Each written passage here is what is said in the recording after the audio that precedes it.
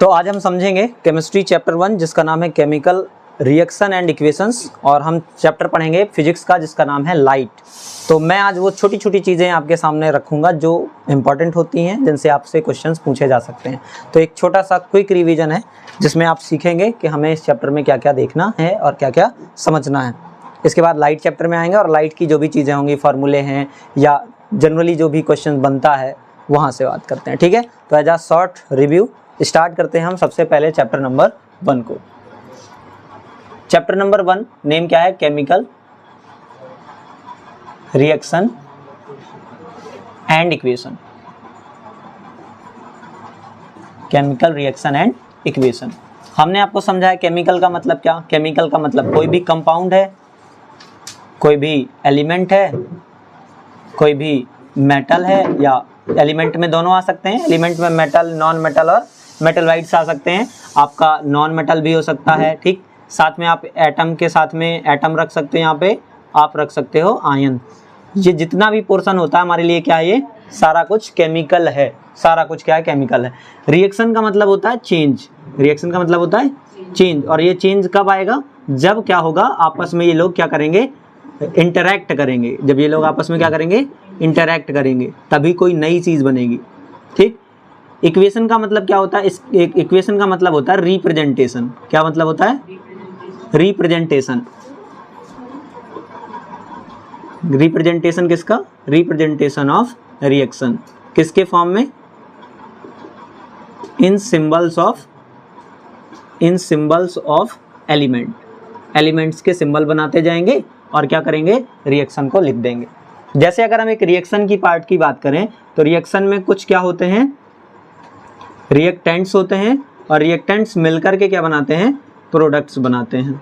तो याद रखिएगा, जब भी आपके सामने कभी कोई रिएक्शंस लिखी हो ना, तो रिएक्शन का जो लेफ्ट हैंड साइड होगा वो क्या होगा? रिएक्टेंट, और जो एरो के राइट हैंड साइड वाला पार्ट होगा वो क्या होगा? प्रोडक्ट होगा। कई बार रिएक्शन क्या हो जाती है कि रिएक्टेंट तो प्रोडक्ट में जाता है, लेकिन कई बार प्रोडक्ट भी कहाँ जाता है? रिएक्टेंट में। तो इस रिएक्शन को कहते हैं फॉरवर्ड रिएक्शन। क्या कहते हैं? Forward reaction. और इसको कहते हैं बैकवर्ड रिएक्शन।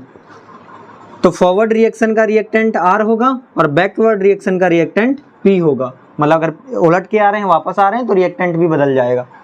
ठीक, ये रिएक्शन का पार्ट। अभी हमने कहा रिएक्टेंट कौन है? तो रिएक्टेंट वो हैं जो क्या करती हैं? जो टू बी रिएक्ट, मतलब जो कहाँ जाती हैं? रिएक्शन करने जाती हैं, आपस में रिएक्ट होती हैं, इंटरैक्ट होती हैं। प्रोडक्ट क्या है? प्रोडक्ट है क्या? रिजल्ट। प्रोडक्ट है क्या? Result of chemical change. Result of chemical change. जैसे सपोज हमने क्या किया, एक एक्टिविटी या एक्सरसाइज से समझते हैं। हमने क्या किया, एक रिबन लिया। रिबन किसका है? ये Mg मेटल का है, मैग्नीशियम रिबन है ये। ठीक, मैग्नीशियम रिबन को क्या किया हमने? ऑक्सीजन की प्रेजेंस में क्या करा दिया? बर्न करा दिया, हीट कर दिया। तो जैसे ही ऑक्सीजन के प्रेजेंस में बर्न कराया, इसने क्या बनाया? इसने पाउडर फॉर्म में क्या बनाया? White powder. किसका बनाया? वाइट पाउडर, या वाइट पाउडर की जगह क्या कह सकते हैं? एस। वाइट एस किसकी बना दी? MgO की। ये क्या है? Magnesium oxide.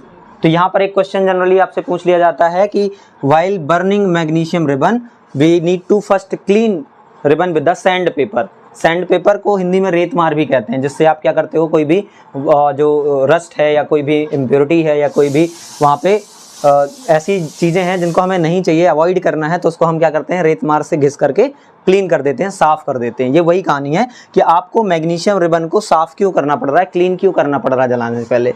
तो आपके लिए यहाँ पे आंसर होगा, क्योंकि जो रिएक्टिविटी सीरीज़ आपने पढ़ी होगी, रिएक्टिविटी सीरीज़ पढ़ी होगी, तो यहाँ दिख रहा है, यहाँ पर आपकी रिएक्टिविटी सीरीज़ है केदारनाथ का माली आलू ज़्यादा फीके पकाता है, क्यों होगी आज और पिटाई। तो ये रिएक्टिविटी सीरीज है। इनको कहते हैं, ये मेटल्स कैसी हैं? हाईली रिएक्टिव मेटल है, हाई रिएक्टिव। ये कैसी हैं? मॉडरेट रिएक्टिव हैं, इनकी रिएक्टिविटी उनसे कम है। और ये लोग कैसी हैं? ये लीस्ट हैं, मतलब ये सबसे कम रिएक्टिव है। तो जो ज़्यादा रिएक्टिव मेटल है वो कौन सी है? मैग्नीशियम। तो जो ज़्यादा रिएक्टिव मेटल्स होती है उनकी कहानी बड़ी स्पेशल होती है। उनको अगर हम आप ओपनली एयर में रख देते हैं नॉर्मली, जैसे मान लो मैग्नीशियम को डिब्बे से निकाला और बाहर रख दिया, तो वो क्या कर लेता है, तुरंत ही आग पकड़ लेता है। रीजन क्योंकि वो एयर के प्रेजेंस में क्या हो जाता है, वो ऑक्साइड होता है, ऑक्सीडाइज होता है, और ऑक्सीडाइज होता है तो हीट निकलती है। मतलब जब भी रिएक्शन कराते हैं मैग्नीशियम की, सोडियम की मॉइस्चर के साथ में, तो ये क्या होती है, हाईली एक्सोथर्मिक रिएक्शन होती है और ये क्या करती है, एक्सप्लोजन करती है, इसलिए तुरंत आसानी से आग पकड़ लेगी रूम टेम्परेचर पे। इसलिए सोडियम को, मैग्नीशियम मेटल्स को हम किसके अंदर रखते हैं, केरोसिन ऑयल के अंदर रखते हैं। लेकिन मैग्नीशियम फिर भी उतनी ज़्यादा रिएक्टिव नहीं है जितनी सोडियम और पोटेशियम है, तो इसलिए उसका हम रिबन फॉर्म बना लेते हैं। लेकिन रिबन फॉर्म के ऊपर भी black black black black part बन जाता है, जिसे हम कहते हैं इसका क्या हो गया, ऑक्सीडेशन, और एक लेयर बन जाती है मैग्नीशियम ऑक्साइड की। तो अगर हम मैग्नीशियम रिबन की एक्सरसाइज देखने वाले हैं, एक्सपेरिमेंट देखने वाले हैं, तो हम जब उसको जला रहे होंगे तो मैग्नीशियम रिबन प्योर फॉर्म में नहीं होगा, वो किस फॉर्म में होगा, ऑक्साइड फॉर्म में होगा।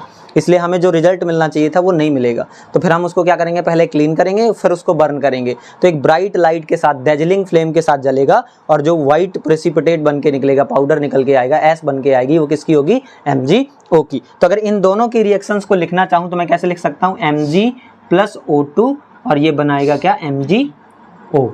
तो ये लेफ्ट हैंड साइड है तो ये क्या कहला जाएगा, रिएक्टेंट, और ये राइट हैंड साइड है तो ये क्या कहला जाएगा, प्रोडक्ट। मतलब यहाँ पे दो रिएक्टेंट हैं और एक प्रोडक्ट है, और दो आपस में मिलकर के एक प्रोडक्ट में जा रहे हैं। तो आगे हम अभी पढ़ेंगे, इसको क्या कहेंगे, कॉम्बिनेशन रिएक्शन कहेंगे। तो ये एक जनरल सा आइडिया है आपके स्टार्टिंग वाले पार्ट का कि केमिकल रिएक्शन और इक्वेशन में केमिकल रिएक्शन का क्या मतलब है, रिएक्टेंट का क्या मतलब है, प्रोडक्ट का क्या मतलब है, और हम कैसे किसी रिएक्शंस को जनरली लिखते हैं। सेकेंड पार्ट जो आपके सिलेबस में है वो रिएक्शन को बैलेंस करना है, जो कि आपके सिलेबस के हिसाब से, आपके क्वेश्चन पेपर के हिसाब से बहुत इंपॉर्टेंट होता है। How to balance a chemical equation. लेकिन बैलेंस करना ही क्यों होता है उसका भी हमें आंसर लिखना होगा। तो आपने एक लॉ पढ़ा था क्लास 9th में, law of conservation of mass. क्या पढ़ा था, law of conservation of mass. ये क्या कहता था, ये कहता था कि अगर आप कभी भी कोई केमिकल चेंज कर रहे हो तो रिएक्टेंट की तरफ का मास और प्रोडक्ट की तरफ का मास क्या होना चाहिए, इक्वल होना चाहिए। और वो तभी होगा जब रिएक्टेंट की तरफ के मॉलिक्यूल इक्वल होंगे प्रोडक्ट की तरफ के मॉलिक्यूल की। तो हमारे लिए इस लॉ का यहाँ जनरली मतलब है कि मॉलिक्यूल्स और elements of reactant equal to the molecules और एलिमेंट्स ऑफ प्रोडक्ट। अगर ऐसा हुआ तो सभी सही है, रिएक्शन आपकी बैलेंस होगी, अदरवाइज रिएक्शन बैलेंस नहीं। तो हमें सबसे पहले क्वेश्चन आता है, how to balance a chemical equation. How to balance a chemical equation, आप कैसे केमिकल इक्वेशन को क्या करेंगे, बैलेंस करेंगे।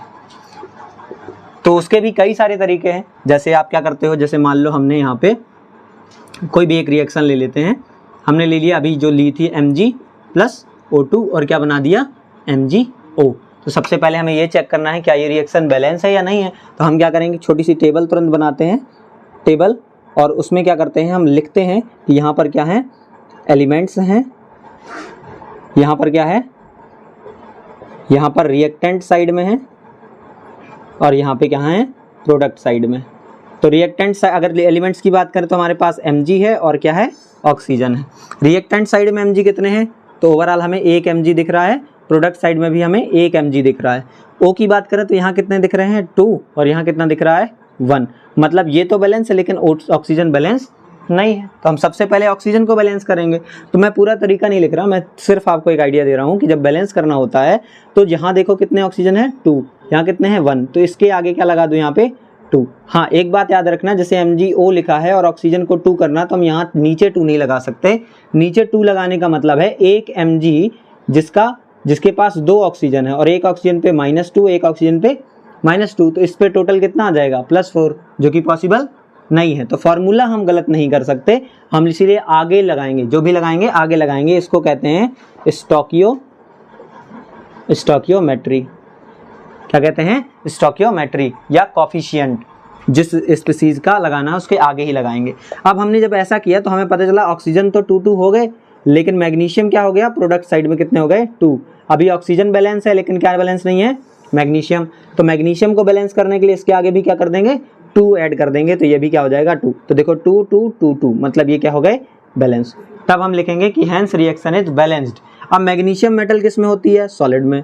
ऑक्सीजन गैस है तो जी, और ये किस में बना था, वाइट प्रेसिपिटेट यानी कि सॉलिड में।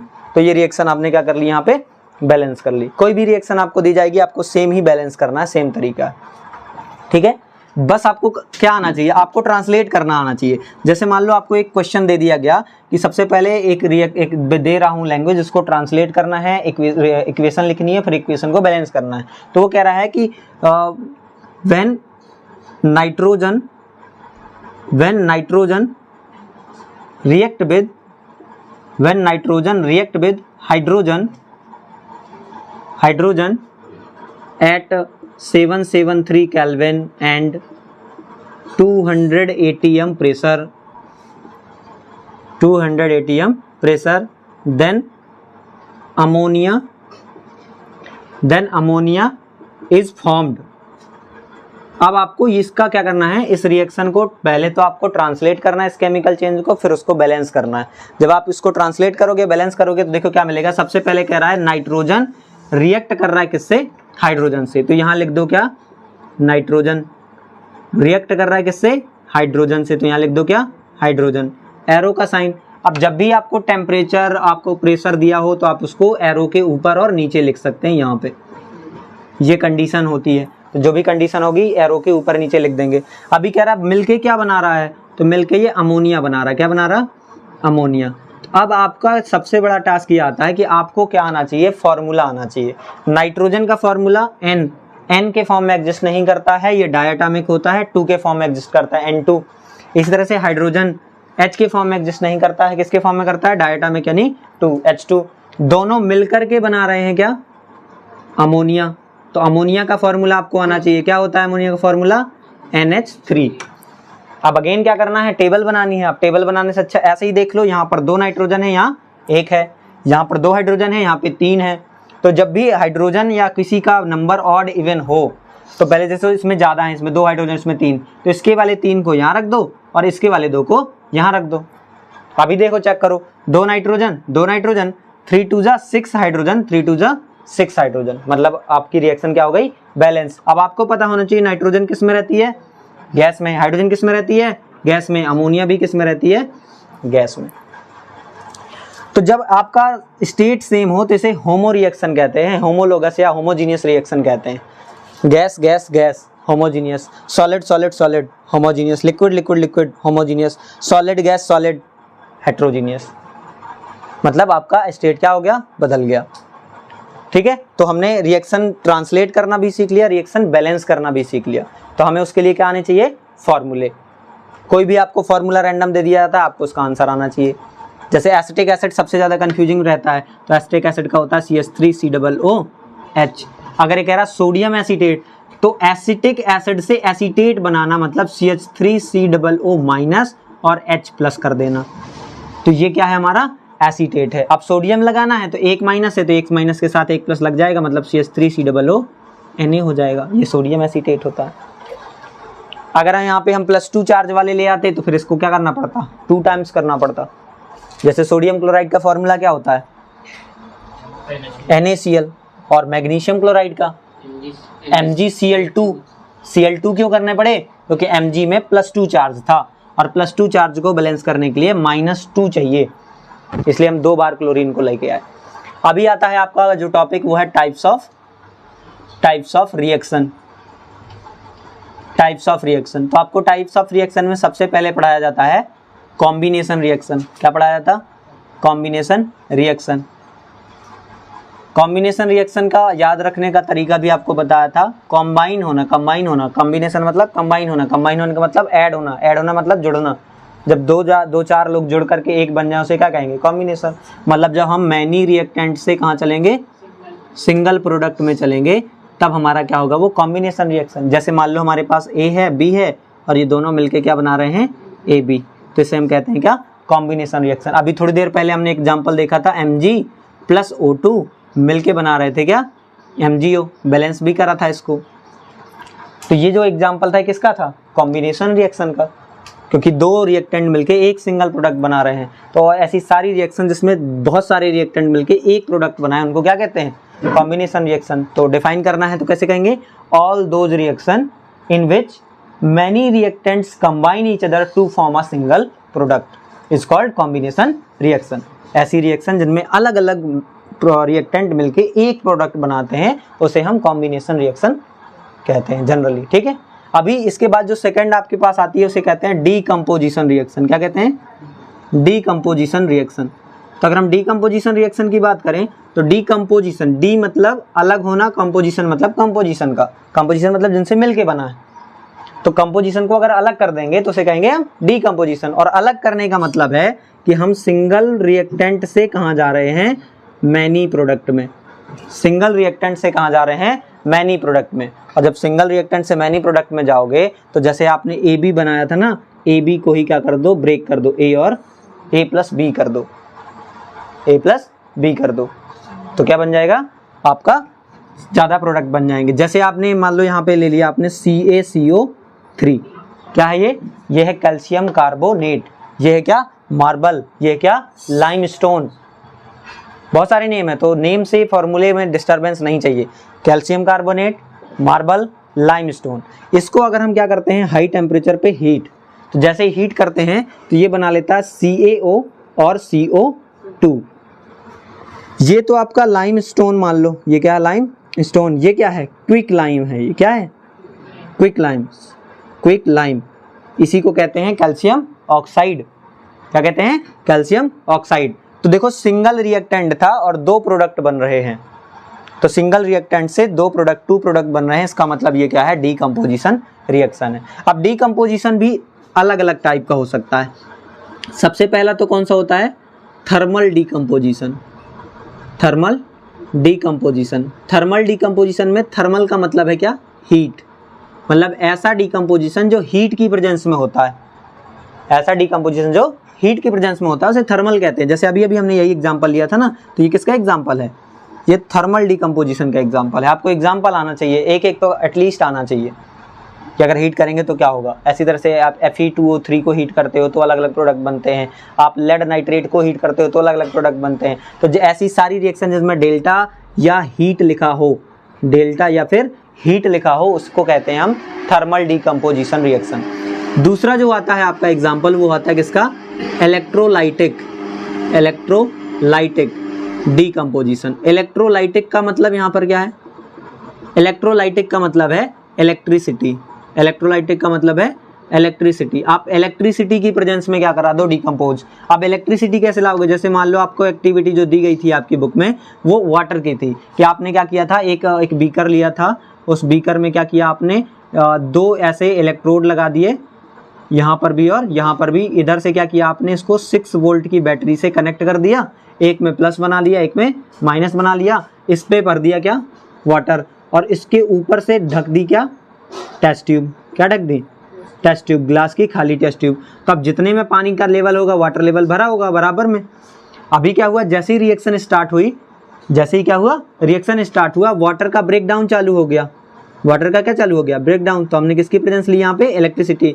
तो इसने H2 और O2 गैस बनाई, क्या बनाई, H2 और O2। सपोज H2 और O2 बनी तो एक बीकर का जैसे देखो जैसे यहाँ तक वाटर भरा है इसके अंदर, जब यहाँ तक वाटर भरा यहाँ से बबल्स भेजेंगे, बबल्स, तो यहाँ से क्या होगा, वाटर मॉलिक्यूल बाहर और गैस अंदर। जब गैस अंदर आएगी तो जो गैस ज़्यादा होगी उसका वॉल्यूम क्या बनेगा यहाँ पे ज़्यादा, और जो गैस कम बनेगी उसका वॉल्यूम बनेगा कम। जैसे यहाँ पे H2 और O2 बन रही है तो H2O में H का रेशियो में 2 है और ऑक्सीजन में क्या है 1 है। तो अगर H2O को ब्रेक कराओ तो 2 मोल्स मान लो हाइड्रोजन बनी, तो 1 मोल क्या बनी, ऑक्सीजन। बराबर करना है, 2 है ना, यहाँ 2 लगाओगे और यहाँ क्या हो जाएगा 2। अभी ये देखो कितना बन गया, 2 मोल्स जब हाइड्रोजन बन रही तब 1 मोल क्या बन रहा है, ऑक्सीजन। तो कौन सी गैस ज़्यादा बन रही है, हाइड्रोजन गैस ज़्यादा बन रही है। रीजन है क्योंकि H2O के मॉलिक्यूल में, H2O के कंपोजिशन में हाइड्रोजन का परसेंटेज क्या है, ज़्यादा है। जिसका परसेंटेज ज़्यादा होगा वो ज़्यादा दिखेगी। इस प्रोसेस को क्या कह दिया हमने, इलेक्ट्रोलाइसिस, क्योंकि इलेक्ट्रिसिटी के प्रेजेंस में, इलेक्ट्रिसिटी के प्रेजेंस में ब्रेक डाउन हुआ, डीकम्पोजिशन हुआ, तो इलेक्ट्रोलाइटिक डीकम्पोजिशन। थर्ड जो है आपका वो क्या है, फोटोलिटिक है, क्या है, फोटोलिटिक डीकम्पोजिशन। Photolytic decomposition. अगर हम फोटोलिटिक डीकम्पोजिशन की बात करें तो फोटो का मतलब होता है लाइट, फोटो का मतलब होता है लाइट, तो लाइट की प्रेजेंस में क्या करा दो, ब्रेक डाउन। इसका बहुत फेमस एग्जांपल है आपके बुक में AgCl AgBr। आप इसको h न्यू से रिप्रेजेंट करते हो, लाइट को किससे रिप्रेजेंट करते हो, h न्यू से। इसको फोटोन का एनर्जी कहते हैं। एक लाइट के पार्टिकल की अगर एनर्जी कोई पूछे तो बता देना कितनी होती है, h into new, h into new. h क्या है, प्लांक्स कांस्टेंट है, हायर क्लासेस में पढ़ोगे। h क्या है, प्लांक कांस्टेंट है। न्यू क्या है, फ्रीक्वेंसी है लाइट की, कितना स्पीड में आ रही है, ठीक है। तो h न्यू के प्रेजेंस में जैसे ही ब्रेक करोगे Ag सॉलिड फॉर्म में डिपॉजिट हो जाएगा और यहाँ से Cl2 गैस अलग हो जाएगी। तो दोनों देखो AgCl से मिलके बना था, Ag और Cl से मिलके बना था, Ag अलग हो गया, Cl अलग हो गया, बैलेंस कर दो, ये बैलेंस हो गई। तो ये वाला एग्जाम्पल किसका है, फोटोलाइटिक का है। आप AgBr भी ले सकते थे, यहाँ पर AgBr 2AgBr, इसको h न्यू के प्रेजेंस में हीट करो तो 2Ag सॉलिड में और Br2 गैस में बाहर हो जाएगा। तो ये आपके क्या है, डीकम्पोजिशन के एग्जाम्पल है। तो कॉम्बिनेशन और डीकम्पोजिशन के बीच में एक और कॉमन फैक्टर निकल के आता है कि कई बार हम क्या करते हैं, एनर्जी यूज कर रहे होते हैं रिएक्शन के लिए और कई बार रिएक्शन में एनर्जी हमें निकलती है। कई बार हम यूज कर रहे हैं, कई बार निकल रही है। जैसे हम यहाँ पर यूज कर रहे हैं, हीट हमने दी, एनर्जी यूज करी, लाइट दी हमने, एनर्जी इलेक्ट्रिसिटी दी, एनर्जी यूज करी, लाइट दी हमने, एनर्जी यूज करी। तो ये सारी रिएक्शन जिनमें हम एनर्जी यूज कर रहे हैं, इन सब में एनर्जी एब्जॉर्ब हो रही है, तो वो रिएक्शंस क्या कहलाती हैं, ऐसी सारी रिएक्शन क्या कहलाती हैं, एंडोथर्मिक। क्या कहलाती हैं, एंडोथर्मिक। और ऐसी वो रिएक्शन जिसमें हमें एनर्जी मिलती है, जैसे मान लो, और एक एग्जांपल मैं इसको दोनों तरफ से अलग अलग समझाई देता हूँ कि एक्सोथर्मिक और एंडोथर्मिक में क्या मतलब है इस बात का। तो टाइप्स ऑफ रिएक्शन में ही छोटा सा अंदर सब हेडिंग बनता है, exothermic and endothermic reaction. Exothermic and endothermic reaction, exothermic and endothermic reaction. Exo का मतलब होता है एग्जिट, एक्सो का मतलब एग्जिट, एग्जिट का मतलब रिलीज। थर्मिक का मतलब क्या होता है, हीट, या फिर क्या कह सकते हैं, energy. Heat is the form of energy.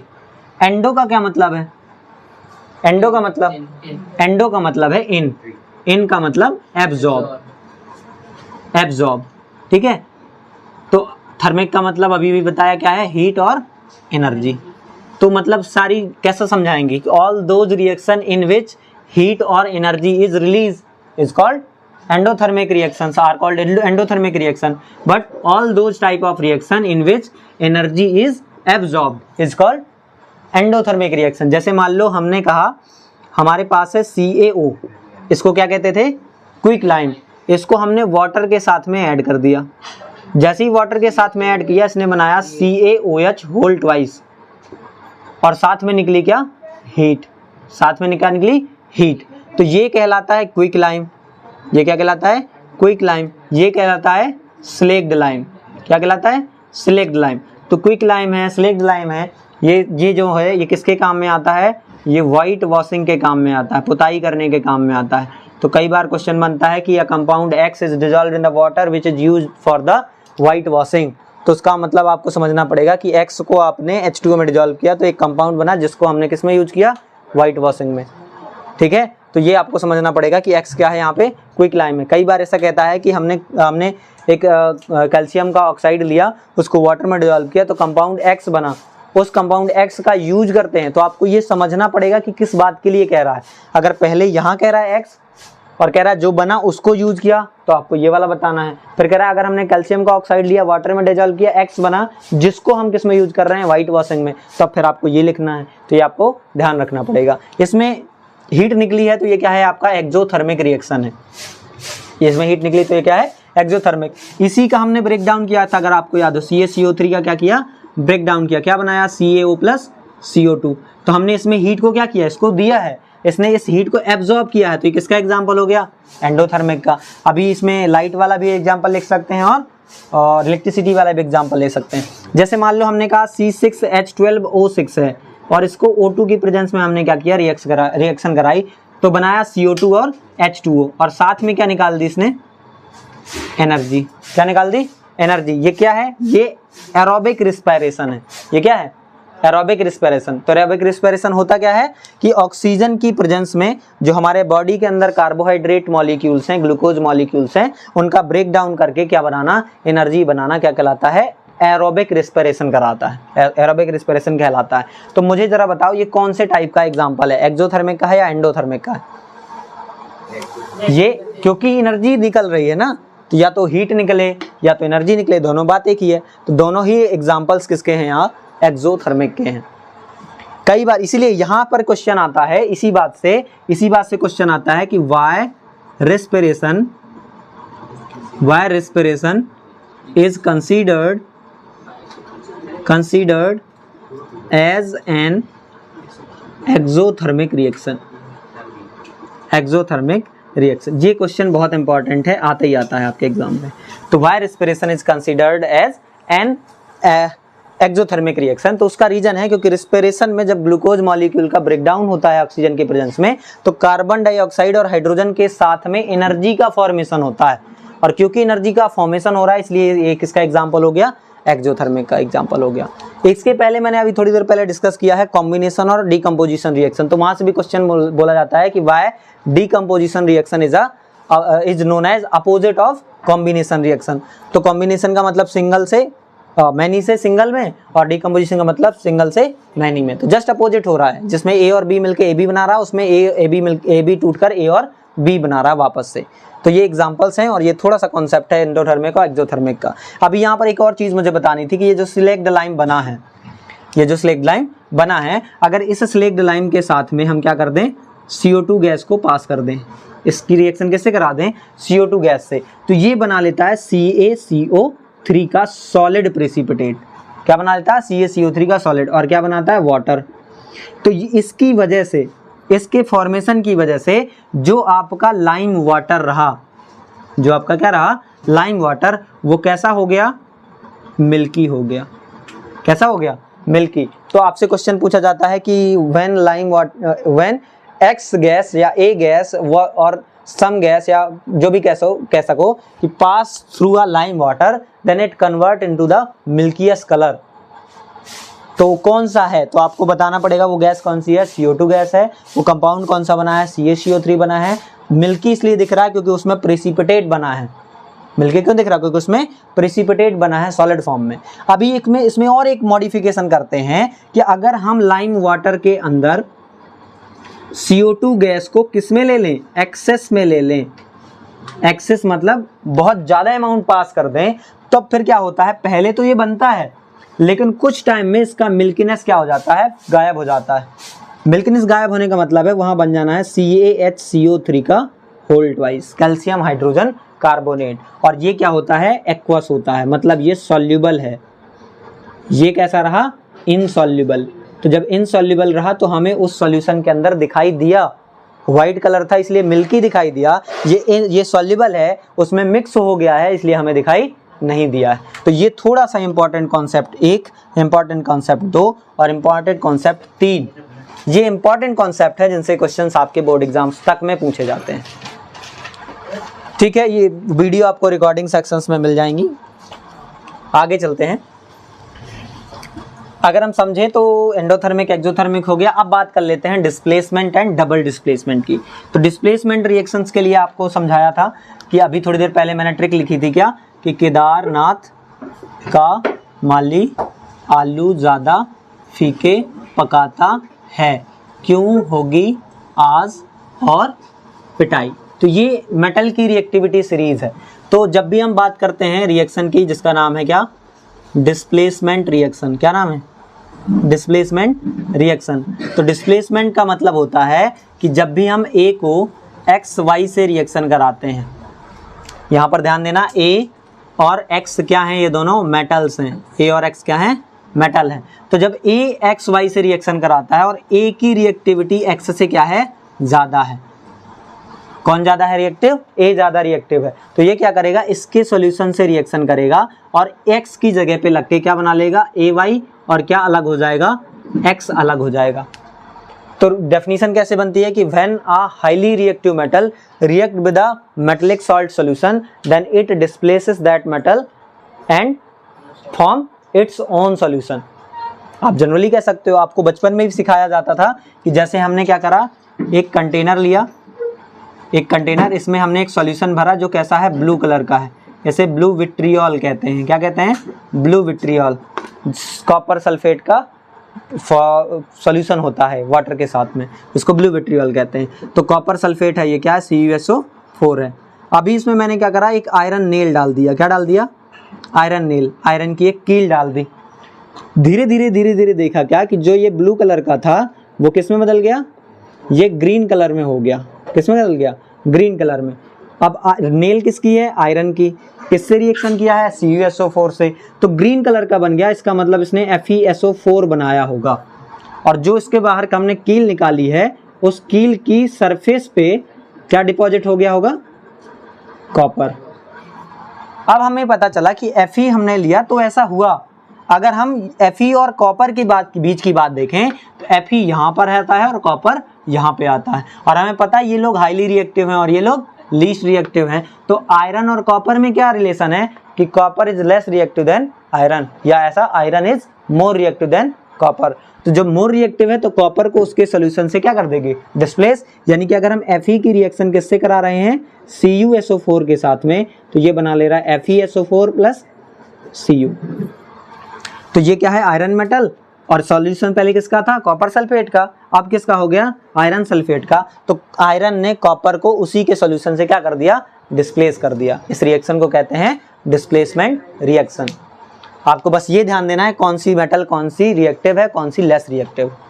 अगर हम इसी रिएक्शन को पलट दें, जैसे मान लो हमने कॉपर का नेल ले लिया, कॉपर का टुकड़ा ले लिया, उसको हमने जिंक सल्फेट में ऐड किया, तो बताओ क्या बनेगा? यहाँ पे कॉपर सल्फेट और Zn क्या बनेगा? क्या बनेगा? ये देखना पड़ेगा। Zn यहाँ पर है और कॉपर यहाँ पर है, मतलब Zn ज्यादा रिएक्टिव है किससे? कॉपर से। तो जब Zn ज्यादा रिएक्टिव है तो कॉपर की हिम्मत ही नहीं है कि उसको क्या करे? डिस्प्लेस कर पाए। कॉपर की हिम्मत ही नहीं है कि उसको क्या कर ले? वो डिस्प्लेस कर ले। इसलिए हमारा प्रोडक्ट ये वाला नहीं बनेगा। इसमें लिखेंगे नो रिएक्शन। क्या लिखेंगे? तो कई बार टेबलाइज करके आपको दे देता है कि मेटल ए की रिएक्शन इससे कराई है तो बी बना है या ऐसा बना है। तो आपको सिंगल ये लाइन याद रखनी है कि केदारनाथ यानी को potassium, sodium, calcium, magnesium, aluminium, zinc, iron, lead, hydrogen, copper, mercury, silver, gold और प्लेटिनम। तो ये आपको याद रखनी है कि कौन सी रिएक्टिव है, कौन सी लेस रिएक्टिव, कौन सी मोर रिएक्टिव। तो ये कहानी थी किसकी? डिस्प्लेसमेंट रिएक्शन की। अब आओ समझते हैं किसके बारे में? डबल डिस्प्लेसमेंट के बारे में। तो ये लेक्चर आपको तभी समझ में आएगा जब आप इस चैप्टर को बहुत बारीकी से पढ़ चुके होंगे, क्योंकि ये मैं सिर्फ करा रहा हूँ क्विक रिवीजन। ठीक है, अब आता है double displacement reaction. Double displacement reaction की अगर हम बात करें तो डबल डिस्प्लेसमेंट मतलब दो बार डिस्प्लेसमेंट। अभी हमने डिस्प्लेसमेंट पढ़ा। डिस्प्लेसमेंट क्या होता था? एक highly reactive metal less reactive metal को उसी के सॉल्यूशन से हटा देती थी। डबल डिस्प्लेसमेंट अब मतलब दो बार डिस्प्लेसमेंट देखने को मिलेगा। बस इसमें थोड़ा सा चेंज है कि अगर हम यहाँ पर ले रहे हैं तो जैसे AB और XY ले लिया, इन दोनों को एक्वस फॉर्म में लेना है। किसके फॉर्म में लेना है? एक्वस फॉर्म में। और ये दोनों क्या है? सॉल्ट हैं। क्या है ये? तो जब हम दो सॉल्ट सॉल्यूशंस को आपस में रिएक्शन कराते हैं तो उनके आयन्स एक्सचेंज होते हैं। क्या एक्सचेंज होते हैं? आयन। मतलब इसका Y है और इसका क्या है? B है। तो B कहाँ चला जाएगा? Y की जगह। Y कहाँ जाएगा? B की जगह। प्रोडक्ट बनेगा AY और XB। क्या बनेगा? AY और XB। तो दो बार डिस्प्लेसमेंट हुआ। B Y की जगह गया और Y B की जगह आया। जैसे मान लो हमने ले लिया BaCl2, क्या नाम है इसका? बेरियम क्लोराइड, और इसकी रिएक्शन करा दी H2SO4 से, सल्फ्यूरिक एसिड से। तो क्या है? ये आपका हाइड्रोजन है और ये बेरियम है। आयन कौन से? Cl और SO4। तो यहाँ पर क्या बन जाएगा? BaSO4 और साथ में निकल जाएगी HCl गैस। तो जो BaSO4 है वो किस में बनेगा? सॉलिड में। सॉलिड जो होता है वो कैसा होता है? इनसॉल्युबल। सॉलिड जो होता है वो इनसॉल्युबल। जो इनसॉल्युबल होता है उसे हम कहते हैं प्रेसिपिटेट। क्या कहते हैं? प्रेसिपिटेट। शॉर्ट फॉर्म में कहते हैं PPT। कई बार PPT लिख के आता है। और ऐसा सारा रिएक्शन जिसमें प्रेसिपिटेट बनता है उसे कहते हैं प्रेसिपिटेशन रिएक्शन। सर हमें कैसे पता चलेगा किसका प्रेसिपिटेट बनना है? तो हमें बस यहाँ रखना है कि जो मेटल है उनका देखना है मॉलिक्यूलर मास। या ऐसा देखना है कौन किसका मास ज़्यादा होगा। कैसे पता चलेगा? जब हम देखेंगे पीरियोडिक टेबल में कि कौन बाद में आता है, कौन ज़्यादा हैवियर हो सकता है। ऊपर वाले जितने पीरियोडिक टेबल में होते हैं लाइट वेटेड होते हैं, नीचे जाते जाते कैसे हो जाते हैं? हैवी हो जाते हैं। तो जिनका मॉलिक्यूलर मास क्या होगा? ज़्यादा होगा, उसका प्रेसिपिटेट बनेगा। जैसे बेरियम और हाइड्रोजन, हाइड्रोजन तो 1 नंबर पे है, हाइड्रोजन कहाँ है? 1 नंबर पे। बेरियम कहाँ पर है? 58 नंबर पे है। तो ऑब्वियसली इसका मास क्या होगा? ज़्यादा होगा, तो इसका प्रेसिपिटेट बन जाएगा। ये बस यहाँ दिमाग लगा लेना। 30 तक के एलिमेंट्स आपको याद ही कराए जाते हैं बेसिकली, तो उस 30 तक के एलिमेंट्स से अगर ऊपर कोई आता है तो आप समझ जाओगे वो क्या है? हैवी है। या अभी जो मेटल की रिएक्टिविटी सीरीज देखी तो उसमें जितना पीछे जा रहे थे उतना उनका मास क्या हो रहा था? बढ़ रहा था। ठीक है, तो ये क्या है? डबल डिस्प्लेसमेंट रिएक्शन है। ये एक्वस में होता है, ये एक्वस में होता है, ये सॉलिड बन गया और ये गैस में बाहर निकल गया। बैलेंस करना है, 2 हाइड्रोजन 2 Cl हैं, यहाँ पर 2 लगा दो, बात बराबर हो गई। एक बेरियम 2 Cl 2 Cl और 2 हाइड्रोजन 2 हाइड्रोजन और एक SO4 1 SO4। रिएक्शन भी क्या हो गई? बैलेंस हो गया। ठीक है, अगर बात करें तो कभी पूछ लेता है कि इनमें से कौन स्ट्रॉन्ग है, तो HCl एक स्ट्रॉन्ग एसिड होता है, लेकिन यहाँ पर जब बनेगा तो ये गैस के फॉर्म में बाहर निकल जाएगा। जब हम यूज़ करते हैं HCl को, वो HCl एक्वस में होता है। जब कभी भी प्रोडक्ट में बनता है तो वो किस में बन जाता है? गैस में बन जाता है। तो इस बात का थोड़ा सा ध्यान रखेंगे। ठीक है, आगे चलते हैं। यहाँ ऐसा जरूरी नहीं है कि गैस ही निकले, ये एक्वस भी बन सकता है, क्योंकि इनसॉल्युबल होगा तो किसी चीज़ में तो इनसॉल्युबल उसको दिखाना पड़ेगा ना। तो यहाँ ये किस में होना चाहिए? इसमें ये होना चाहिए, किसमें? एक्वस में। तो थोड़ा सा करेक्शन कर लेना, ये एक्वस में ही रहेगा। सॉल्यूशन के अंदर प्रेसिपिटेट बनना है। अब ये तो सॉलिड है, अगर सॉल्यूशन ही नहीं रखेंगे तो सॉलिड दिखेगा कहाँ? ठीक है, तो ये थोड़ा सा दिमाग लगाना वहाँ पे। आगे चलते हैं। डबल डिस्प्लेसमेंट के बाद अब थोड़ा सा टर्म आ जाता है ऑक्सीडेशन और रिडक्शन का। किसका आ जाता है? ऑक्सीडेशन और किसका? रिडक्शन का। ऑक्सीडेशन और रिडक्शन में क्या है? ऑक्सीडेशन किसको कहते हैं? Addition of oxygen, addition of oxygen. Reduction किसको कहते हैं? Addition of hydrogen, addition of hydrogen. ठीक है, हो सकता है उल्टा हो जाए, यहाँ पर किसका हो जाए? Removal, removal of hydrogen. यहाँ पर क्या हो जाए? Removal of oxygen. या फिर ये दोनों ही नहीं हो। जब दोनों नहीं होंगे तो हम समझेंगे किसको? लॉस ऑफ इलेक्ट्रॉन को, लॉस ऑफ इलेक्ट्रॉन। कोई इलेक्ट्रॉन डोनेट कर देता है, मेटल जनरली क्या करते हैं? इलेक्ट्रॉन डोनेट करते हैं। ये क्या करेगा? गेन ऑफ इलेक्ट्रॉन, इसको इलेक्ट्रॉन मिल जाएंगे, गेन ऑफ इलेक्ट्रॉन। या फिर क्या करोगे कि इंक्रीज हो रहा होगा, इंक्रीज इन पॉजिटिव चार्ज। किसी का पॉजिटिव चार्ज क्या हो रहा होगा? बढ़ रहा होगा, और इसका क्या हो रहा होगा? डिक्रीज इन पॉजिटिव चार्ज, इसका पॉजिटिव चार्ज कम हो रहा होगा। जैसे मान लो हमने क्या किया, एक एग्जांपल लिया, कौन सा ले लें? जैसे मान लो हमने Zn ले लिया, Zn की रिएक्शन कॉपर सल्फेट से करी, तो बताओ Zn और कॉपर में कौन रिएक्टिव है? Zn ज़्यादा है, ज़्यादा पहले आता है और क्यों बाद में आता है? क्यों होगी आज और बताई। तो Zn क्या करेगा? कॉपर सल्फेट को डिस्प्लेट, क्या बन जाएगा? ZnSO4 + Cu। अभी क्या यहाँ हाइड्रोजन का कोई चेंज हुआ है? तो हाइड्रोजन का चेंज नहीं हुआ, तो एडिशन और रिमूवल से हम बता नहीं सकते। ऑक्सीजन का कोई चेंज हुआ है, तो ऑक्सीजन क्या है? सल्फेट के साथ में है, तो ये पूरा सल्फेट ग्रुप कॉपर के साथ में था, अभी किसके साथ में है? जिंक के साथ में। तो सल्फेट हट गया ना, यहाँ पे कॉपर में सल्फेट चला गया, तो रिमूवल हो गया किसका? ऑक्सीजन जैसे एलिमेंट्स का। तो रिमूवल हो गया मतलब क्या हो गया? रिडक्शन। क्या हो गया इसका? रिडक्शन। यहाँ Zn अकेला था, यहाँ सल्फेट के साथ में है, मतलब सल्फेट का एडिशन हो गया, तो addition of oxygen like element मतलब ऑक्सीडेशन। तो ऐसा सारा रिएक्शन जिसमें रिडक्शन और ऑक्सीडेशन दोनों होता है, उस रिएक्शन को हम कहते हैं रेडॉक्स रिएक्शन। क्या कहते हैं? Redox reaction. रेड मतलब रिडक्शन, ऑक्स मतलब ऑक्सीडेशन, रेडॉक्स। ठीक है, जैसे मान लो हमने कहा Mg है, Mg ने O2 से रिएक्शन करी, क्या बनाया? MgO। तो बताओ क्या हुआ? Mg कहाँ है? Mg जब नॉर्मल होता है एलिमेंटल फॉर्म में तो 0 चार्ज रखता है, जब किसी से बॉन्डिंग नहीं करता तो कैसा चार्ज होगा? 0।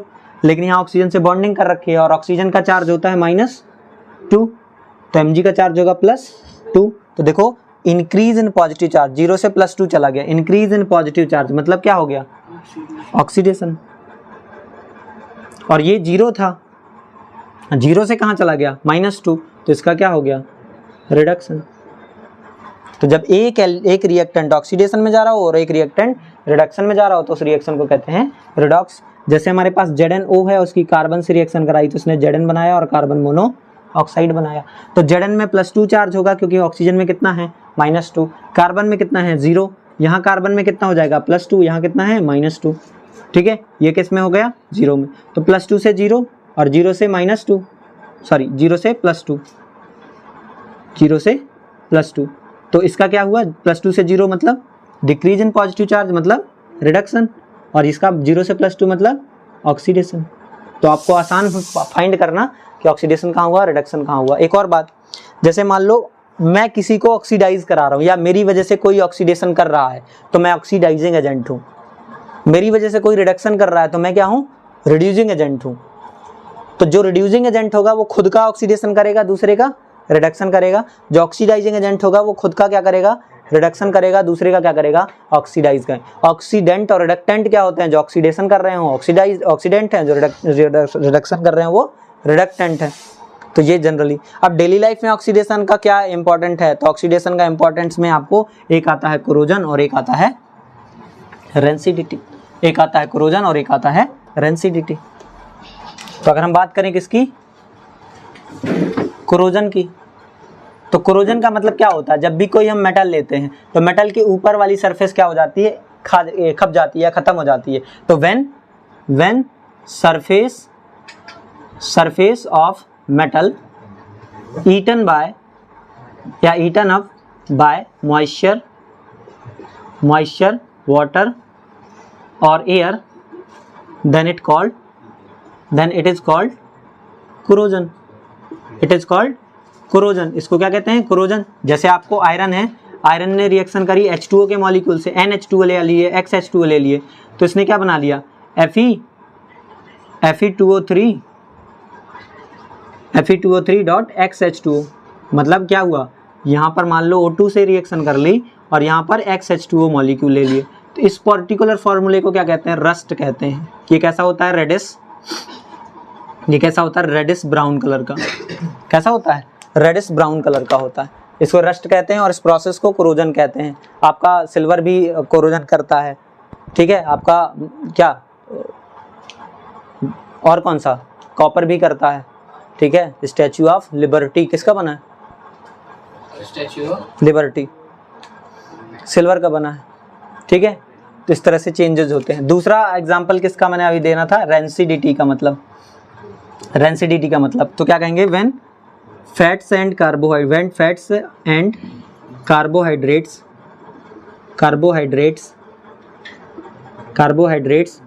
Present in the food are oxidised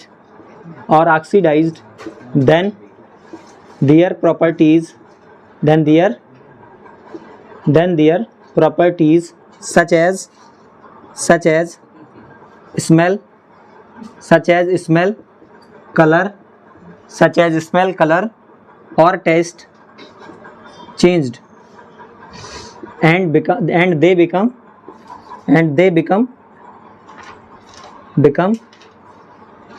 unfit for consumption.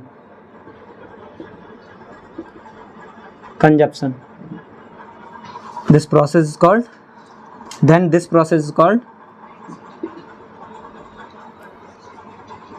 और छोटा भी कर सकते हो, then this process is called